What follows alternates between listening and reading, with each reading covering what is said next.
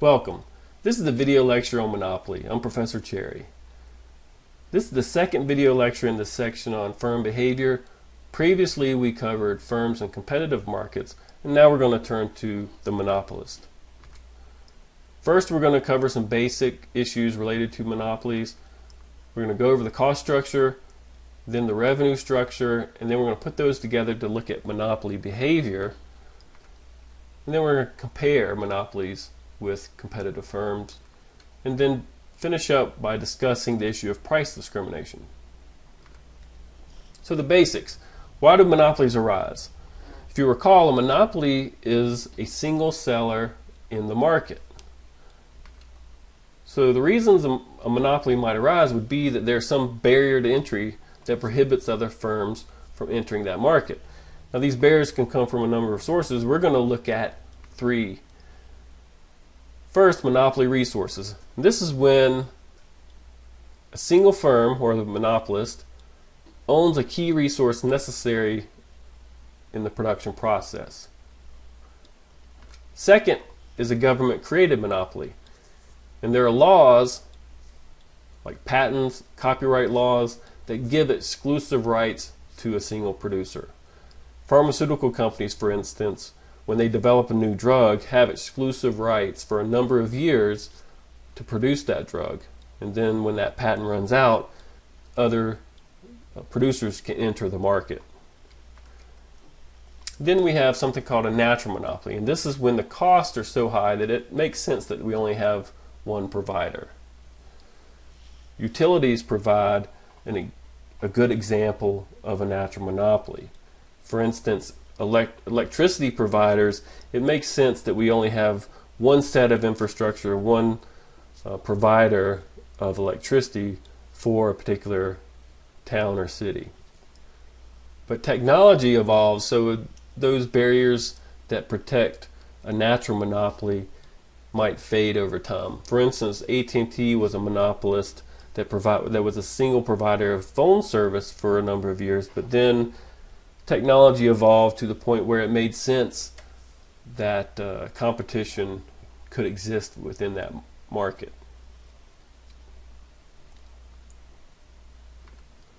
Now let's compare monopoly versus competition.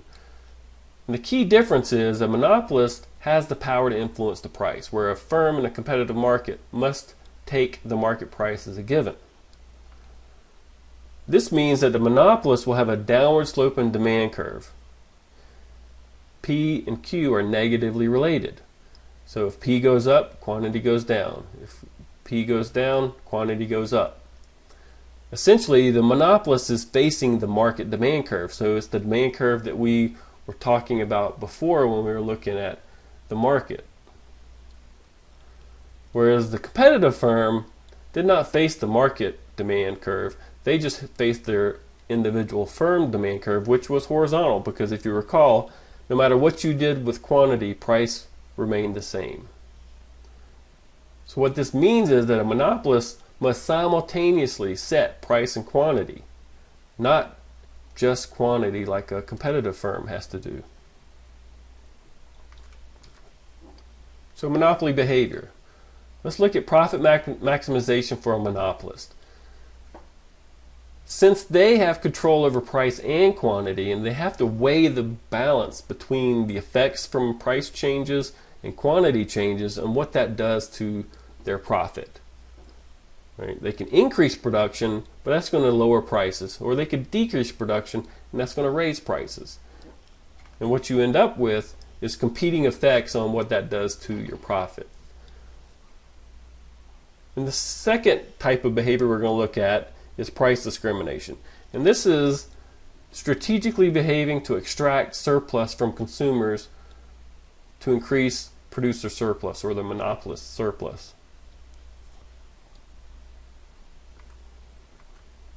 So economic profit. It's defined as the same as a competitive firm. Profit equals total revenue minus total cost. Total revenue is defined the same. TR equals quantity minus price.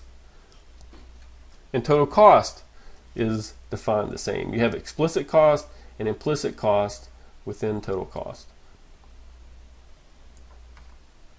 So now let's look at the cost structure of a monopolist. Fortunately, it's the same as a competitive firm. It's going to look identical to what we've done before. So this diagram should look familiar. We have average fixed cost, which is downward. It declines as you increase production. Average variable cost, which increases as you increase production. And then you have marginal cost, which increases as you increase production or increase quantity. Right? And then you have average total cost, which is a combination of average fixed cost and average variable cost. So you end up with that U-shaped average total cost curve. So let's look at the revenue structure. The revenue structure for a monopolist is not the same as it is with a firm. As we've talked about before, total revenue has the same definition. Total revenue equals price times quantity. But now the monopolist has control over price and quantity, not just quantity itself. Monopolist increases production, that's going to cause prices to decrease. If the firm decreases production, then that's going to cause prices to increase. So the decision to increase or decrease your production level is going to have two competing effects on your total revenue. You're going to have an output effect, which means that if you increase quantity, that's going to lead to more sales. So you're going to have more revenue because you sold more. Or if you decrease production levels, you're going to sell less. So that's going to have a negative effect on your total revenue. But if you increase production, you're going to lower the price. So you're going to receive less revenue per unit. So that has a negative effect on your total revenue. And then if you decrease quantity, you're going to decrease your sales, but your prices are going to go up. So you're going to sell each unit at a higher price. So you have this two competing effects that you must weigh in determining how it affects your total revenue. Previously we discussed the determining factor here, and that's the price elasticity of demand. If demand is inelastic, that means that consumers are not very responsive to price changes. So that means that you could cut back production a little bit, and that would lead to a relatively large price change. So you can decrease output levels, and that's going to lead to greater revenue. Now, if demand is elastic, meaning that consumers are going to be responsive to price changes, if you cut back your production levels, you're going to lead to lower total revenue. Right? So it gets down to how responsive the consumers are to the price changes. In a sense, how much does the price change relative to the output changes or the production level changes?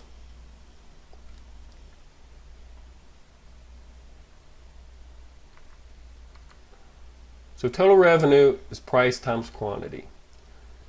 Now let's look at average revenue.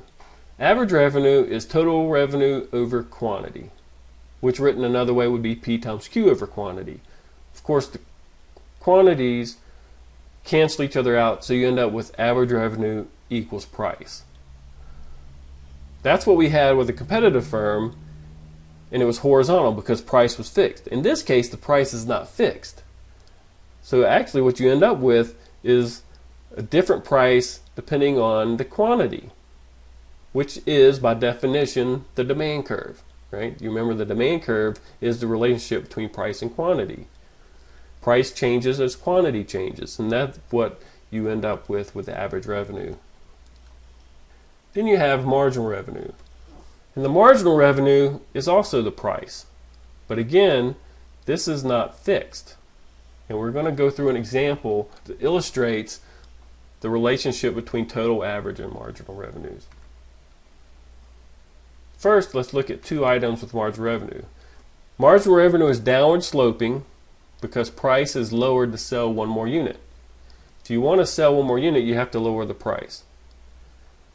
But marginal revenue falls faster than the demand curve, which is the average revenue curve, because you're not only lowering the price for that additional unit that you're selling, you're also lowering the price for all the other units that you're going to sell. And we're going to see this in the following example. So the first two columns give price and quantity. And that's the demand schedule, which gives you the demand curve. You can calculate total revenue by multiplying price times quantity. So if you produce 2 units and the price is 8, your total revenue is 16. The next column is average revenue, and you can calculate that by taking the total revenue and dividing it by Q. So at producing 2 units, your total revenue is 16. Right? You take the total revenue, divide by Q, which is 2, and you end up with 8 is your average revenue. Looking at another example, look at the output level of 4. If your production level is 4, the price is going to be 6. So 6 times 4 is 24. To get your average revenue, you take 24 and divide it by 4.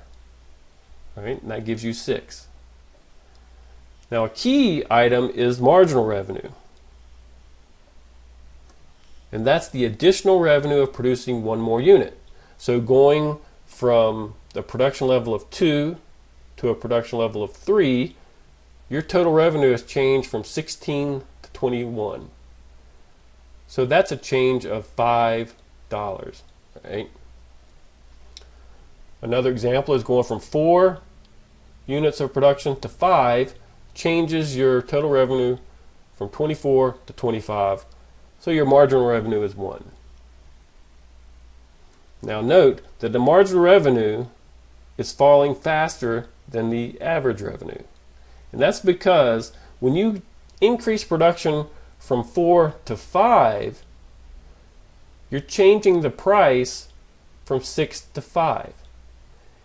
So you're selling 1 more unit, but at the price of 5, but you've lowered the price of the previous 4 that you were selling before from 6 to 5.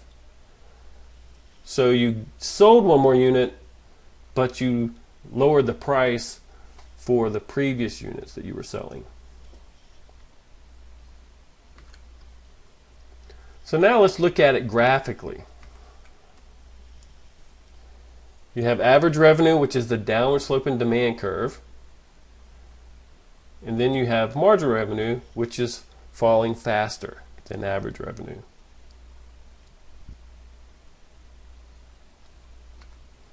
So now let's put these together. So again, we're going to include average total cost and marginal cost, like we did when we looked at behavior of the competitive firm. And as we did before, we have average revenue and marginal revenue. But with the competitive firm, that was a single horizontal line. Now, average revenue does not equal marginal revenue, so there's 2 different lines. So this is the cost structure and revenue structure relevant for the profit maximization decision.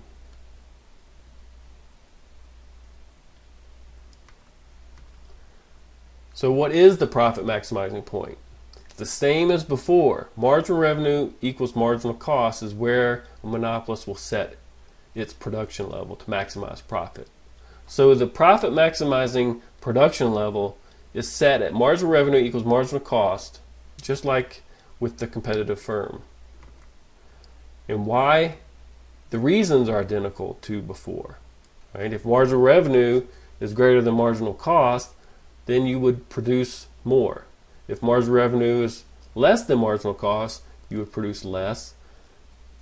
And if marginal revenue equals marginal cost, that's where you would stay put, because that's your break-even point.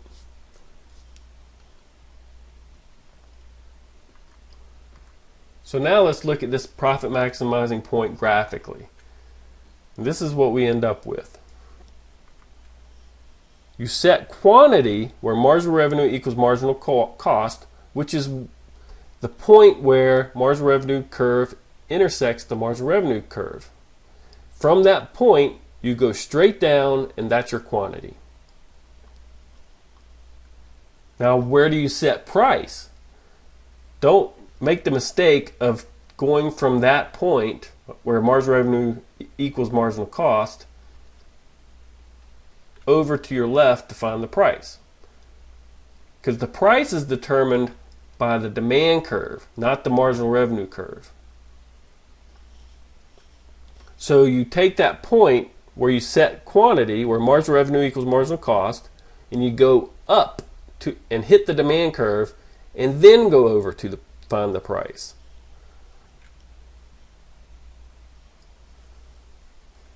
Okay, so again, you set quantity where marginal revenue equals marginal cost, find that intersection of the marginal cost curve and the marginal revenue curve, go straight down, and that's your profit maximizing production level. The price at which you're going to sell those units for, you go from that intersection of the marginal cost and marginal revenue curve up to the demand curve. And then when you hit the demand curve, then you go over to the price. And that gives you the price. Right? So you set the production level at the intersection of marginal revenue equals marginal cost, but you set the price off the demand curve where that production level is. So let's compare this profit maximizing behavior between a monopolist and a competitive firm. So we're going to look at a monopoly, and we're going to look at a competitive market. So the average revenue curve is the demand curve. You can think of the marginal cost curve as the supply curve. And what we end up with in a competitive market, the marginal cost and the average revenue curves intersect. That is the same point at which we are used to seeing supply and demand intersecting. So from that intersection, you go down, set quantity, and you go to the left and you set price. And that's what we were used to before. The intersection of demand and supply gives you price and quantity. It just looks a little bit different because instead of supply and demand, we have marginal cost and average revenue. Now, a monopolist, you can see we're at a different point. We're at a lower production level and at a higher price.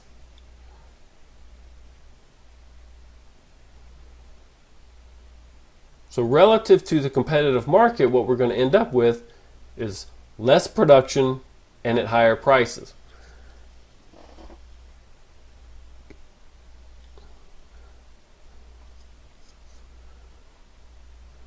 So now if we consider consumer and producer surplus, you remember consumer surplus is the area under the demand curve but above the price. In the competitive market, that's going to be the area under the average revenue curve but above the price, that triangle.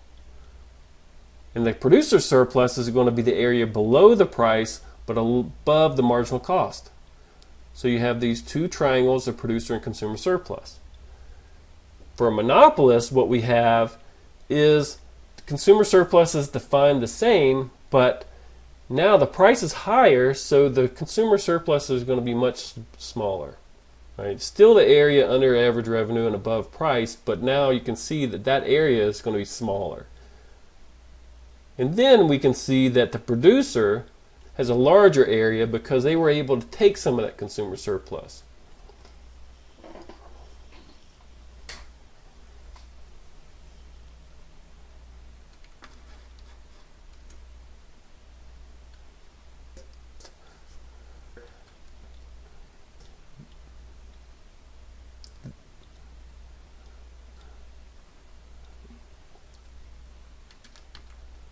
Now let's look at price discrimination.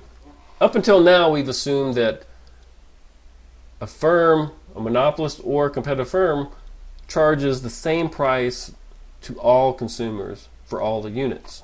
But a monopolist or anyone with market power can try to charge different people different prices. And if they have an ability to do that, they can increase their profits at the expense of consumer surplus. So what they have to do to pull this off is they have to be able to differentiate between buyers with a high willingness to pay from those with a low willingness to pay. And what they want to do is, once you identify those with a high willingness to pay, charge them a higher price, and then those with a lower willingness to pay, charge them a lower price. And in a competitive market, you can imagine that this would be tough. Someone else is always going to come in and charge a lower price until it reaches that market equilibrium price. But if you are a monopolist, you can set your own prices and charge some people higher prices and some people lower prices. So the task is to differentiate the market. To the extent a monopolist can differentiate the market, they can price discriminate across consumers. So examples of price discrimination: coupons. Sellers will offer coupons knowing that people with a high willingness to pay are less likely to use coupons. Those with a low willingness to pay will clip coupons.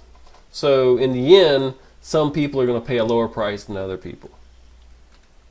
Airline tickets. It's a classic example.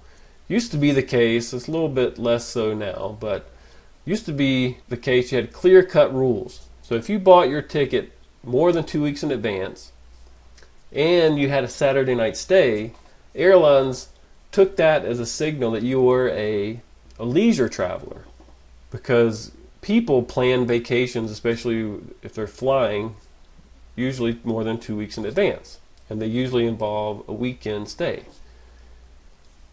If someone bought a ticket 2 or 3 days in advance and they were just going there in the middle of the week, then that's a signal to them that it's a business traveler. So they understand that business travelers have a higher willingness to pay because their employer is probably going to pay for it, so they don't worry about it as much. Tickets that are purchased 14 days in advance and include a Saturday night stay were considerably less expensive. Books provide another example: hardcover versus paperback. Publishers will release a hardcover version of a book initially at a higher price, and they try to capture those with a high willingness to pay that can't wait and want to buy the book and read it. And then they'll come back with a lower cost paperback version for those with a lower willingness to pay. So in that way, they've discriminated against two segments of the market. Movie tickets provide an example. That's why they have different pricing schemes for matinees versus evening shows, adults and kids. There's different pricing schemes, and it's all an effort to try to differentiate the market according to willingness to pay. And then you have restaurants, and the kids eat free. That differentiates families. They might have a lower willingness to pay to go out to eat. And then, of course, student discounts, because students have less resources and therefore a lower willingness to pay. So they differentiate the market according to student status. So all of these provide examples of price discrimination. So that concludes the Monopoly video lecture. Please remember to read your text, review your notes, and of course revisit parts of the lecture that you wish to review.